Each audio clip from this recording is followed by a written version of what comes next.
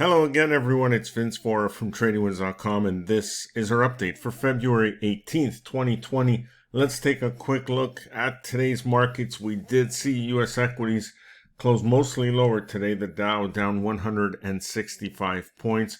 The S&P 500 was down 10 points, while the NASDAQ actually managed to gain a point and a half after being lower earlier in the session, while the Russell 2000 finished lower by 4 points. Now, this was mostly due to Apple's warning from yesterday, where they warned that the coronavirus outbreak in China will have an impact on their revenue moving forward.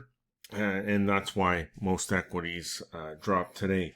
The bond market did trade higher, and the yield on the 10-year note settled at 1.561%.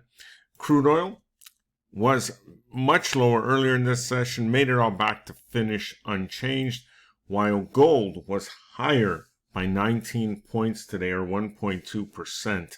And the dollar continues to surge here as well. So, looking forward now, gold looking pretty good here, hitting a new high here, new 52-week high here. If you look at the weekly chart, we're also at a new high, and the monthly chart here, we've overcome these recent highs and are now on track to move towards the all-time high of 1911. Of course, this is a monthly chart, and it'll take some time to get there, but it certainly looks like we're on that path right now, and looks pretty good actually for a move to that level.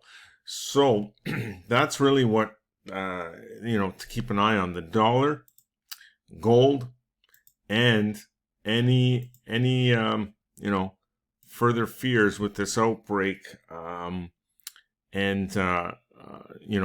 We got to keep an eye out for any lows being taken out on the equity chart. So that's what I'm keeping an eye on right now, but that's about it for now. Enjoy the rest of your day, and we'll see you on our next update.